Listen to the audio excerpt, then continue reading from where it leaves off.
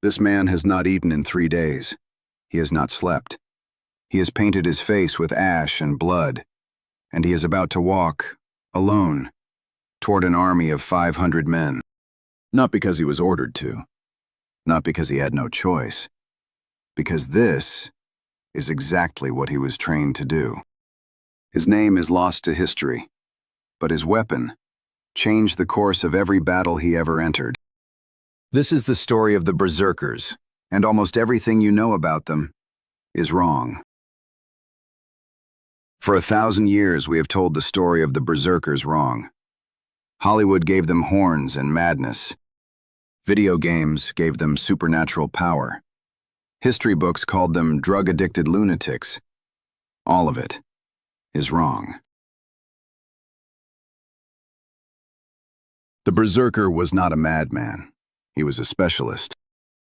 The most dangerous kind of specialist an ancient army could produce. A man trained to weaponize fear itself. And in the brutal mathematics of medieval warfare, fear killed more men than swords ever did. The word berserk comes from Old Norse, bear shirt, or bear shirt. Historians still argue. But the meaning was never in dispute. These were men who had stepped outside the normal rules of war. In a culture where every Viking warrior was already a volunteer, already a man who had chosen to fight, the Berserkers had chosen something more extreme. They had chosen to become the thing that other warriors feared. They were selected young, trained for years, kept apart from the main force, fed differently, treated differently, expected to be different. Not mad, specialized. Think of them not as lunatics, but as the Viking equivalent of today's special forces. Men trained to do what regular soldiers cannot. But here is where the story gets genuinely strange. Because Berserkers did not just act fearless. By every account we have, they felt no pain. Arrows hit them.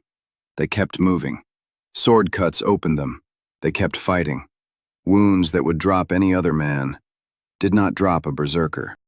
Modern neuroscience has a name for this state: combat stress-induced analgesia, a documented physiological condition where extreme psychological arousal floods the body with adrenaline and endorphins, suppressing pain signals entirely.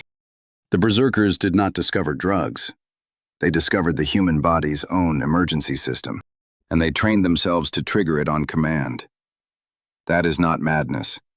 That is mastery. But the Berserker's greatest weapon was never his body. It was the enemy's mind. Viking commanders did not throw Berserkers randomly into battle.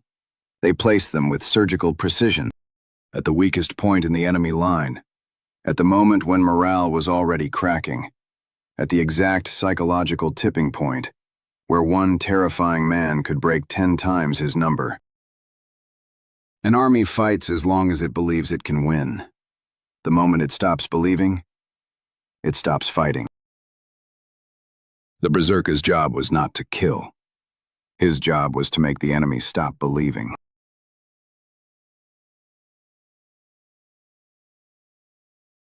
Berserkers did not fight alone. They operated in small units, usually 12 to 16 men, always at the front, always together. This brotherhood was not just tactical. It was psychological infrastructure. Each man knew the others would not break. Each man knew he was surrounded by men who had chosen the same extreme path. That certainty, that absolute trust, was itself a weapon. Because fear is contagious. But so is courage. And when 12 men charge without hesitation, 300 men find it easier to follow.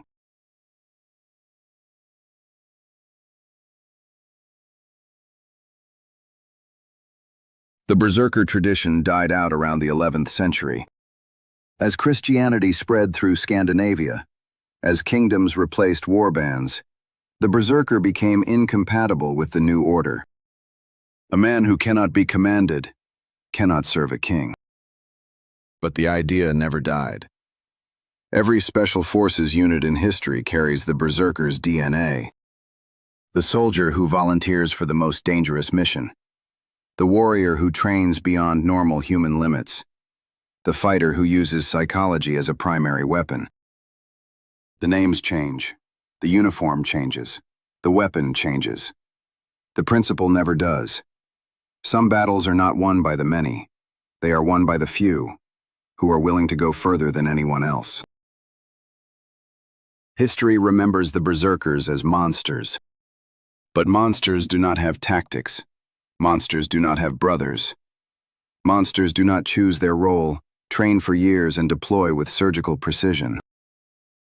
The berserker was something far more interesting than a monster. He was proof of an idea that every civilization eventually rediscovers. That the most powerful weapon in any conflict is not the sword. It is the willingness to use it, when everyone else has already decided not to. Next time you hear the word berserk, remember what it actually meant. Not madness. Mastery.